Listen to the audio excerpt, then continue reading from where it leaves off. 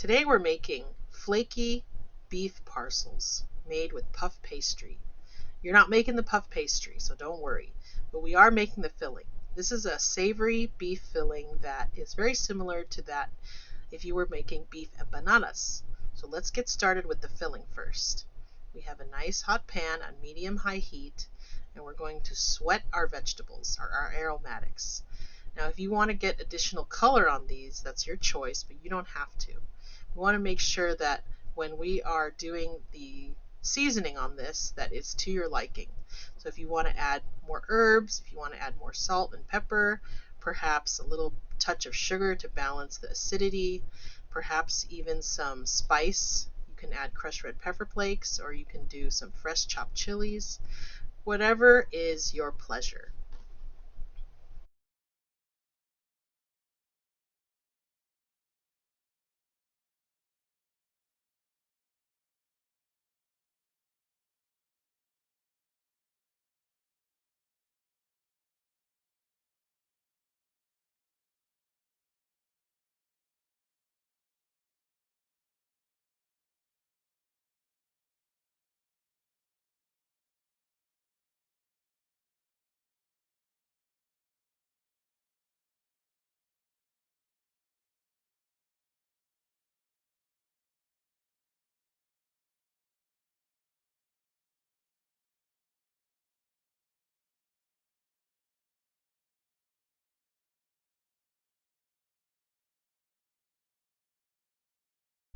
Now that I have properly sweated my vegetables, which is just softening them, I'm adding the ground meat. We're using beef today. However, you could absolutely substitute this with another type of ground meat. Ground chicken, ground pork, ground turkey, whatever you would like. In fact, nowadays they have vegan versions of this, so you could use plant-based meat as well, and therefore making the dish, well, not completely vegan because puff pastry does have butter. But if you're trying to lower your cholesterol in that way, you could. But anyway, so we're getting our ground meat broken up as much as possible. We'll get a little bit of color on it before adding the remaining ingredients.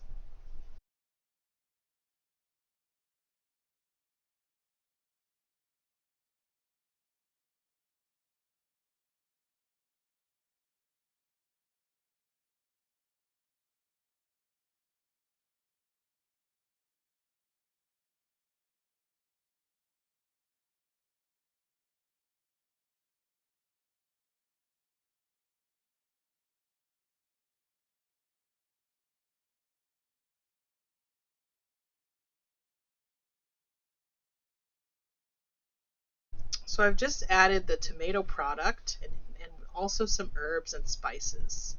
Now please try to keep this filling on a little bit of the moister side and not too dry. If you have it too dry, then in your finished product it will also be dry.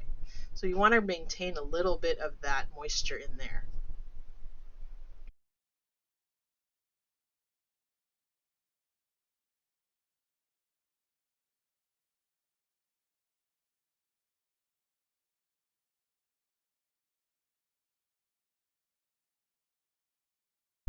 Now let your filling cool completely before actually filling the puff pastry.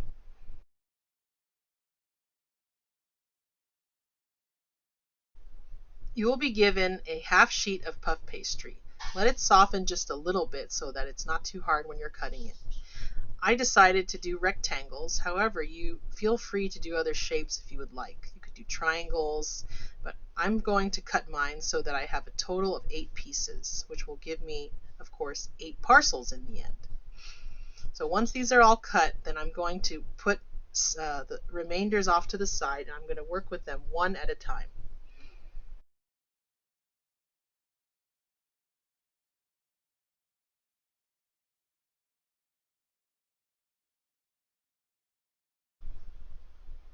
So what I'm going to do with each rectangle is I'm going to decide, do I want to do rectangles or do I want to do triangles? So this is a choice that you can make before actually finishing and rolling these out. Now for this one, I wanted to do a double layered flaky puff pastry pocket. So I have one rectangle on the bottom. I'm putting in my filling. This is about third of a cup of filling. Then I will egg wash the edges, and then I'll stretch over the top and put the top on. So this will yield, if you have a total of 8 pieces, then this will yield 4 beautifully packed puff pastry parcels. So it's really your choice on how many you'd like to make total, but you could definitely do these into triangles and they would have less filling.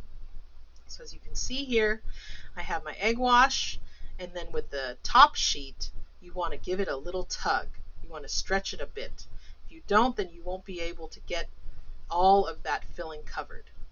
So make sure that you give it a little tug, stretch it so that it has excess room to go over the top properly. So as you see here, pressing it down, and then that egg wash is just helping those 2 pieces of puff pastry to stick together.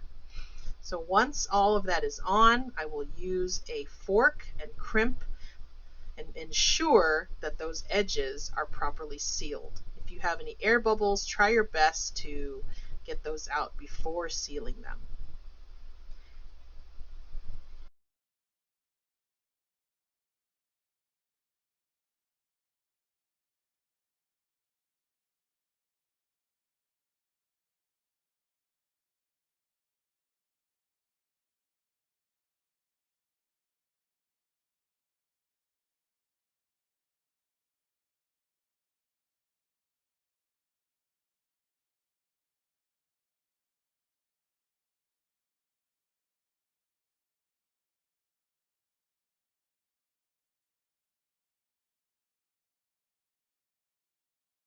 And before we do our final egg wash, I have just used a serrated knife to give it some vent holes. And then you can see that it has some room to escape, that steam can escape. So I'll put the final egg wash here, and I am actually going to garnish this with some sesame seeds, but you don't have to. You don't have to garnish it with anything. And then bake it in a 350-degree oven until it is beautifully golden brown and crispy.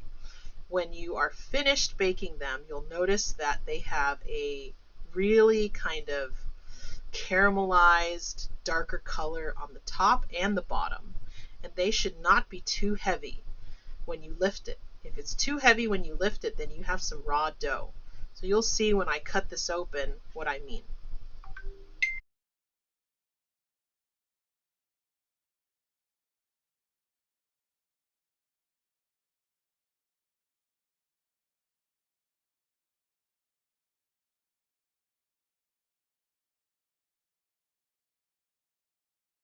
So these are all baked, and I'm just going to slice one of these in half so you can see the interior and also the exterior color.